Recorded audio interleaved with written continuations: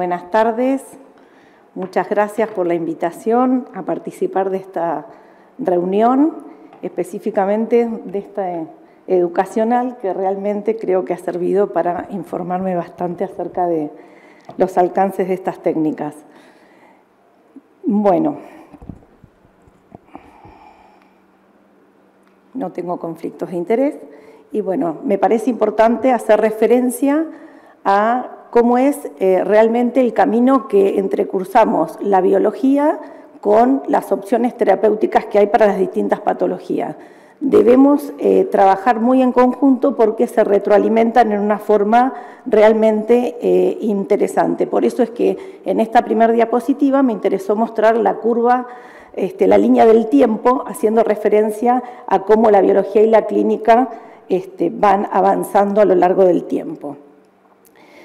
Es interesante hacer referencia que cuando estamos frente a un paciente que tiene una leucemia linfática crónica, podemos verlo rápidamente en el extendido de un hemograma, ver las características celulares, hacer una citometría de flujo donde realmente las características fenotípicas son conservadas, no hay gran heterogeneidad en los rasgos fenotípicos que tenemos y sí vamos a empezar a encontrar grandes aportes hoy actualmente cuando empezamos a ver cuáles son los rasgos que tienen los pacientes que tienen distintas, heterogeneidad en su conducta. ¿Dónde vamos a encontrar nosotros esa respuesta?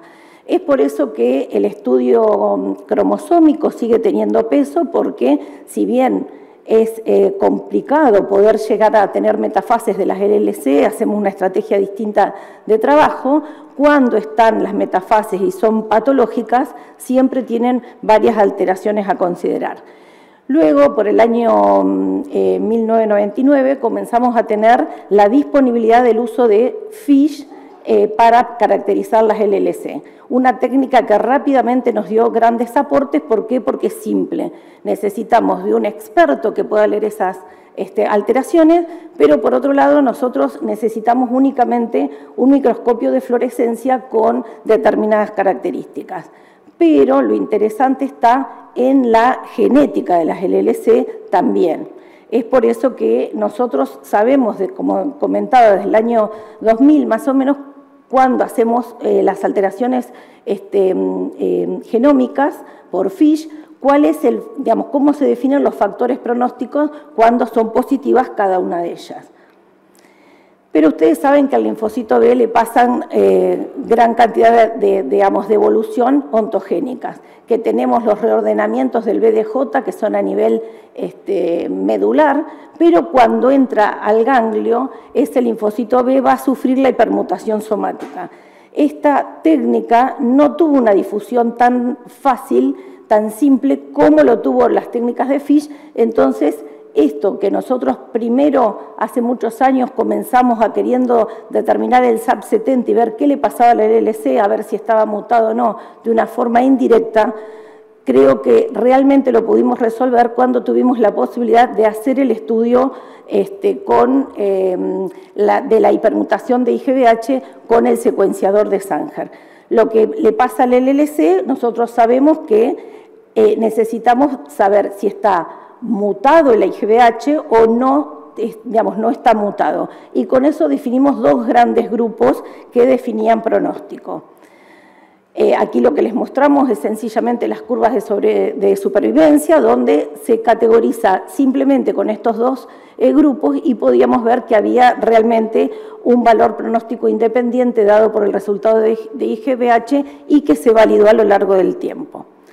No obstante, esta técnica, como comenté, es se trabaja con el DNA de las células, que lo que hacemos es trabajar con una amplificación. Observen a la derecha, que estoy mostrando ahí, esa IGBH, que es con el producto de esa amplificación que logramos con un set de primers importantes, y con ese producto de amplificación es lo que nosotros vamos a secuenciar, para después, posteriormente, poder hacer un análisis contra bases de datos y poder tener más información acerca si está mutado o no está mutado y cuál es el grupo al que pertenece.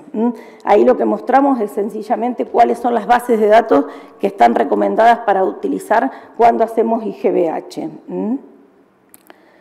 Bueno, pero por otro lado, todos estos resultados de si está mutado o no está mutado, resultaron, digamos, nos dieron la posibilidad de un análisis realmente más interesante. ¿Por qué? Porque lo que nos llamaba la atención que los IGVH en LLC tenían determinadas características, conservaban la secuencia aminoacídica muy similar. Entonces, en análisis posteriores, lo que se logró hacer es juntar en clúster y definir los estereotipos. Y esos estereotipos, gracias que se disponía de enormes bases de datos de pacientes muy bien estudiados por los grupos que todos conocemos, el grupo alemán principalmente, hicieron que se vaya logrando información adicional que se pudo utilizar como identificación de factores pronósticos a posterior. O sea que con los estudios que nosotros hicimos, lo que hicimos fue lograr mayor información de análisis, obviamente estadísticos. Y es así como se llega a disponer de los distintos estereotipos y poder hacer inferencia a cómo cada estereotipo se asocia con un grupo de riesgo. Observen el 1, el 2 y el 4, que son los de un riesgo adverso, el 8, el 4 que tiene un pronóstico favorable. Pero acá me interesa mostrarles, bueno, aquí estamos viendo las curvas de sobrevida de cada uno de los subsets, pero me interesa hacer referencia a que en cada uno de estos subgrupos se pudieron identificar que había frecuencias de mutaciones en genes adicionales que ya nos estaban obviamente diciendo que vamos a tener otros marcadores pronósticos a futuro. Aquí lo que estoy mostrando es que los grupos, los estereotipos, tienen determinadas características, se asocian a determinadas lesiones. Observen cómo empezamos a tener coexistencia de varias características en simultáneo.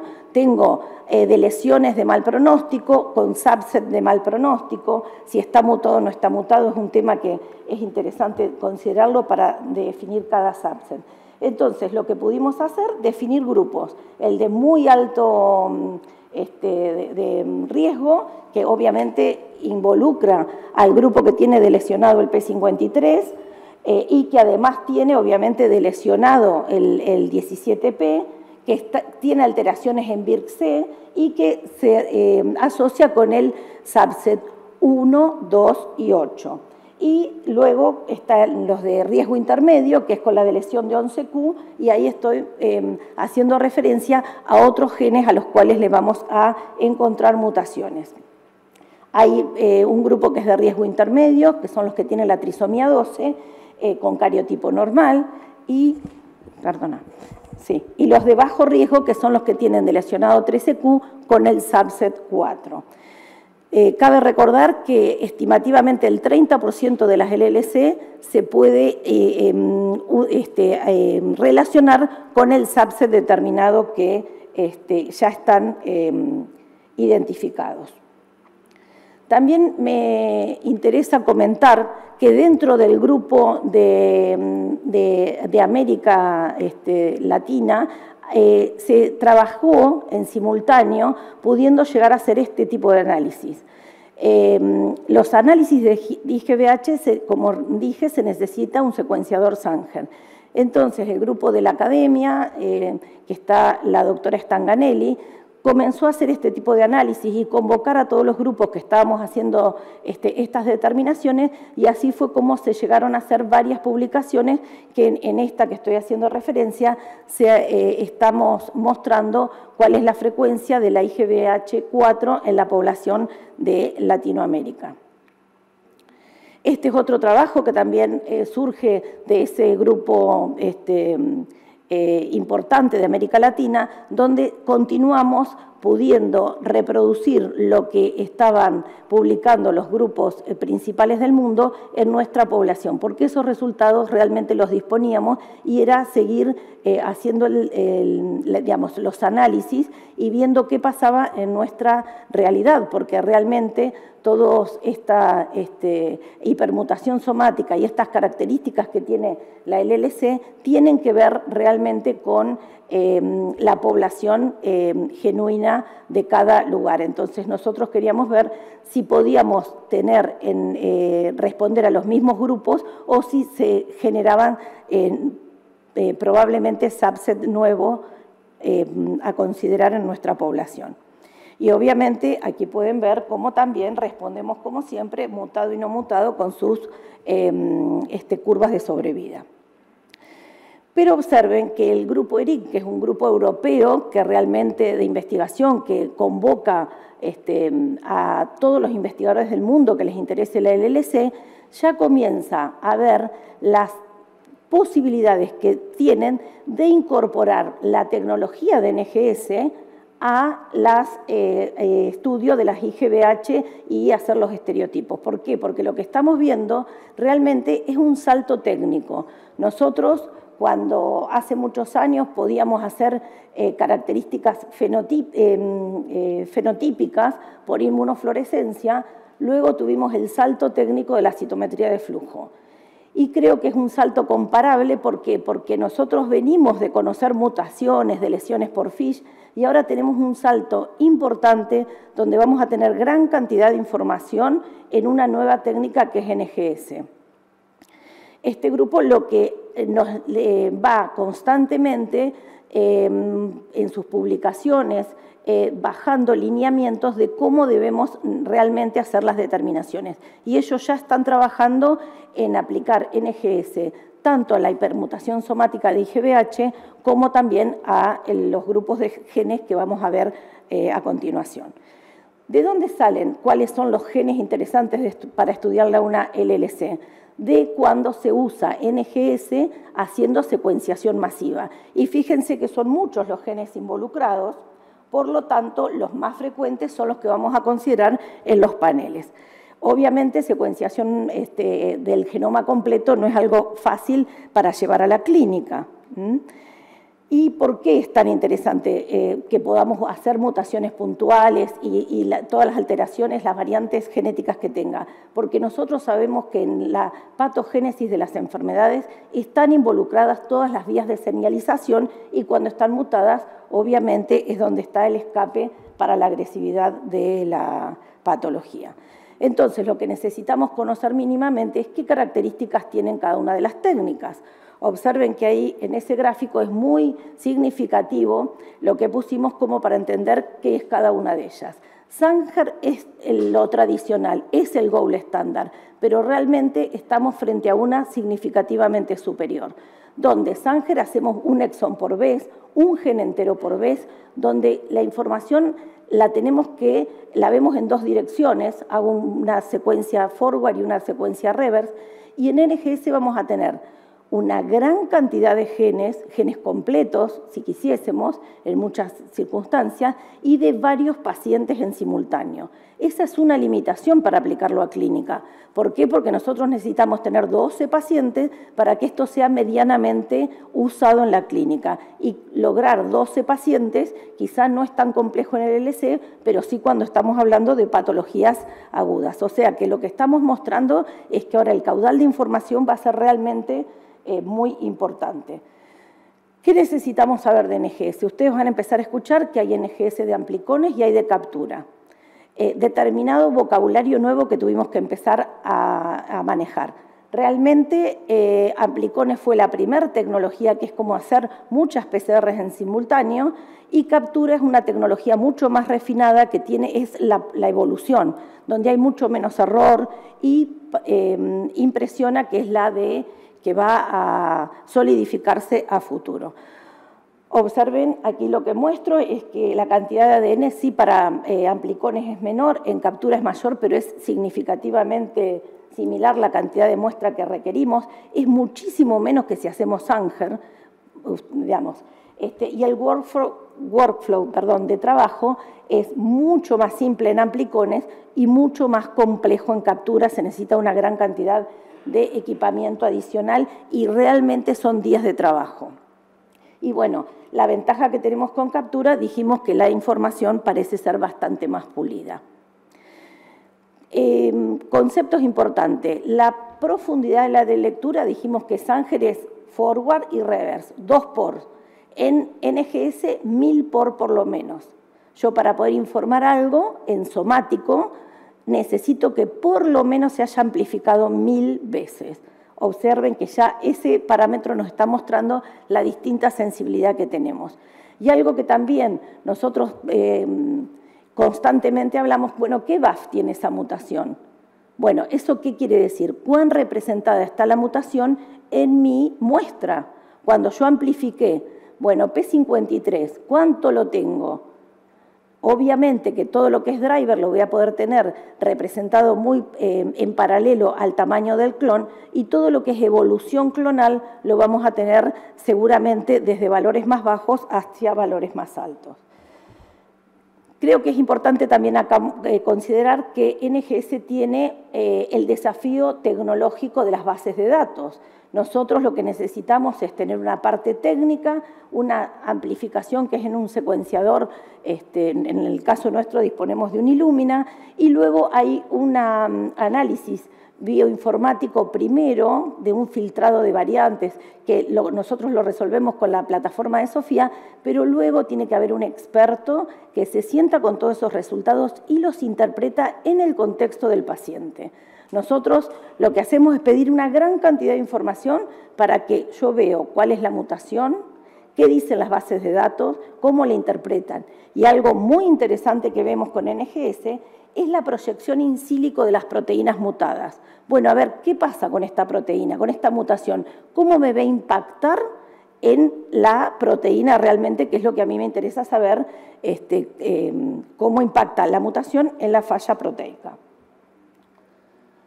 Bueno, específicamente P53. Ustedes pueden observar que, obviamente, este gráfico lo vamos a mostrar para varias mutaciones. Podemos ver cómo en los primeros estadios está poco representado el gen mutado, cuando está la mutación, y luego cómo se va incrementando a lo largo de la evolución de la enfermedad. ¿Por qué? Porque P53 nosotros sabemos que está asociado con una progresión intraclonal. Hoy es la mutación o la variación más importante que usamos para el LC, que está dentro de los score pronósticos. Y observen por qué, porque nosotros ya conocemos cómo es la evolución de la LLC cuando el clon está mutado y cuando el clon no está mutado.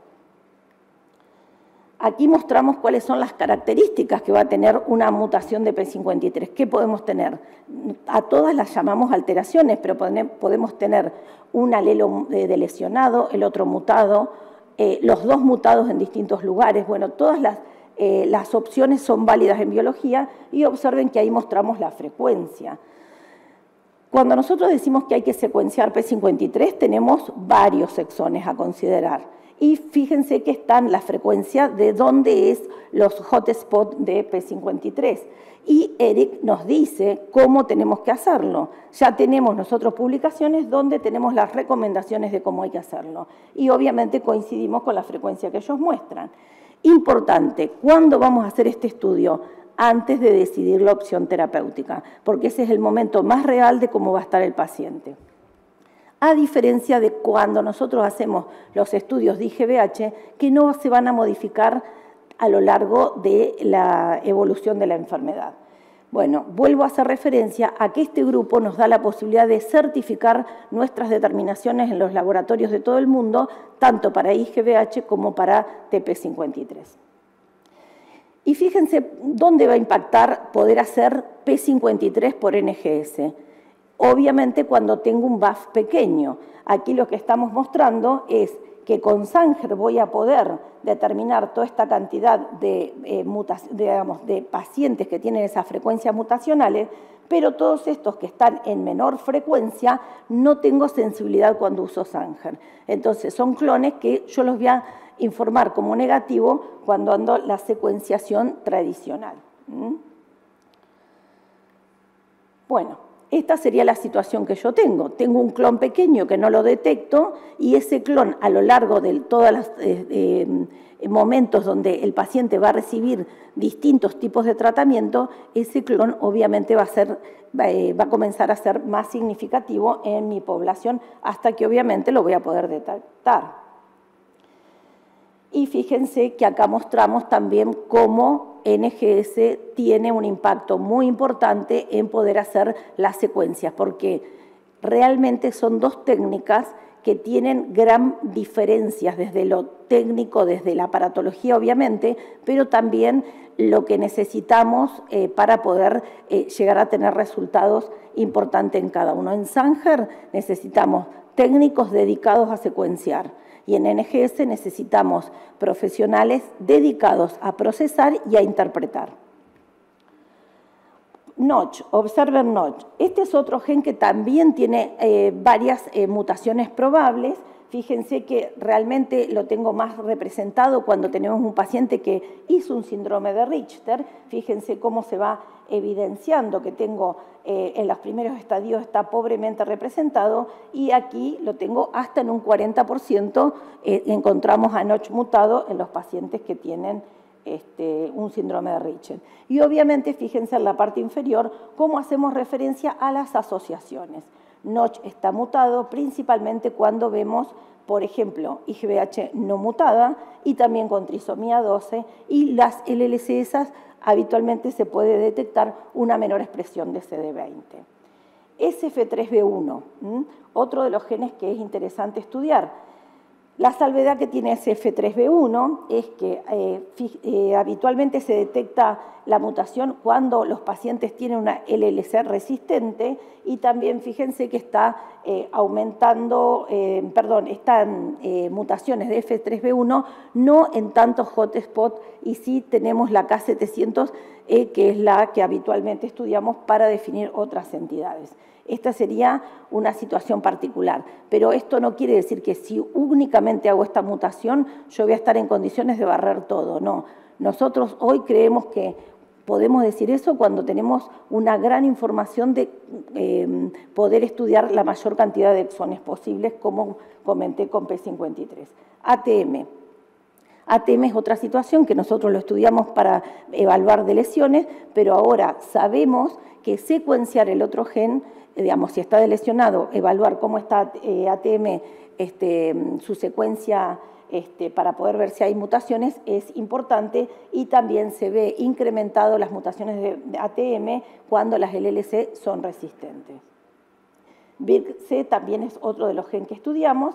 Fíjense que también lo tenemos mutado más o menos en el 25% de las LLC resistentes y se asocia de lesión de 11Q y le confiere un riesgo desfavorable a la LLC. MID88 se mantiene en un valor porcentual constante y habla de un pronóstico favorable, principalmente cuando tenemos pacientes con IGBH mutada y son jóvenes. Pero ¿qué pasa? Nosotros sabemos que cuando hay una decisión terapéutica, la situación va a ser distinta en la célula y va a buscar mecanismos de escape. Y esos mecanismos de escape van a ser los que le van a conferir resistencia a cada una de las terapias. Entonces, ya ahora sabemos que cuando los pacientes se tratan con ibrutinib, en determinadas situaciones hacen resistencia y eso nos obliga a que ahora tengamos que secuenciar BTK para saber cuáles son las mutaciones que le han conferido resistencia. Este es un panel de genes que está disponible para usar en la clínica, donde ustedes pueden ver que lo que tenemos son pocos genes, son los más interesantes y que por otro lado este panel, si lo hacemos por captura, con los CNV, vamos a poder inferir con las deleciones que hacemos por FISH. O sea que a futuro la opción sería que esta técnica podría suplantar las detecciones que hacemos por FISH. Obviamente que todo esto también el grupo ERIC está haciendo este tipo de ensayos porque si bien hoy no lo tenemos con impacto clínico, sabemos que esto va a tener un impacto en los próximos años. Observen que este trabajo lo que hace es comparar dos líneas de tratamiento y hace referencia a un análisis obviamente muy minucioso donde se ponen en evidencia el impacto que tienen los genes que encontramos mutados por secuenciación masiva. Aquí le estamos mostrando exactamente lo mismo, siempre con lo tradicional. Fíjense que hacemos las deleciones de 17p y luego vemos la frecuencia, siempre considerando lo tradicional, mutado o no mutado, cuáles son los genes delecionados y el impacto que tienen las mutaciones en los genes de interés a procesar. Comentamos que es común que tengamos muchas, coexistencia de distintas alteraciones moleculares en simultáneo y bueno, estos son los gráficos que habitualmente estamos comenzando a familiarizarnos, donde vemos, por ejemplo, cómo está Notch representado y con la coexistencia de lesión de 11q, lo que vinimos comentando en toda esta exposición. Y en el gráfico C lo que vemos es cuáles son las alteraciones moleculares que terminan siendo excluyentes en el LC. Y obviamente las que también comparten un lugar. Bueno, obviamente sabemos que cada vez son más las dianas terapéuticas que vamos a necesitar probar en el LC y obviamente además de ibrutinib y venetoclax sabemos que hoy también tenemos la vía de PI3K que está haciendo un lugar que también hay que estudiar cuáles son los genes mutados para ella. Bueno, aquí en esta diapositiva mostramos cuál es el impacto que tienen las mutaciones con el pronóstico, que fue realmente lo que tratamos de mostrar, pero aquí con curvas de sobrevida, donde todas las mutadas realmente están mostrando cómo impactan desfavorablemente. ¿Por qué? Porque hoy lo que estamos buscando es hacer una medicina de precisión y lo que vamos a necesitar es conocer genéticamente a cada uno de los pacientes, porque lo que estamos pensando hoy en tener blancos terapéuticos que probablemente impacten independiente de cuál sea el órgano afectado. Si no, nosotros vamos a apuntar a la vía que está realmente dañada. Como dijimos, se van incorporando más y fíjense que ya tenemos idelalisib que impacta sobre la vía de PI3K, que todas estas apreciaciones van a ser las próximas exposiciones. ¿Por qué surge todo esto? Porque nosotros a lo largo de los años veníamos viendo las publicaciones donde se hacía referencia al impacto pronóstico y la mutación por las técnicas tradicionales de Sanger. Hoy lo que hacemos es compactar toda esta información en una técnica de laboratorio que nos da una posibilidad realmente muy superior. Pero fíjense que desde el año 2012 venimos viendo cómo impactan cada una de ellas. ¿Qué es lo interesante que nosotros nos tenemos que llevar? ¿Cuándo debemos hacer estudios de mutaciones? Y obviamente, reitero que es siempre previo a una decisión terapéutica. Como conclusiones podemos decir que la importancia de la detección de las alteraciones moleculares depende en qué momento se realicen, que disponer de técnicas de paneles de genes de NGS permite mejorar el entendimiento que tenemos de la patogénesis de la LLC, poder correlacionar obviamente y con el curso clínico de la enfermedad. Y obviamente los pacientes con LLC en progresión, poder tener esta información de los genes mutados va a servir para poder elegir el mejor target terapéutico. Nada más. Muchas gracias.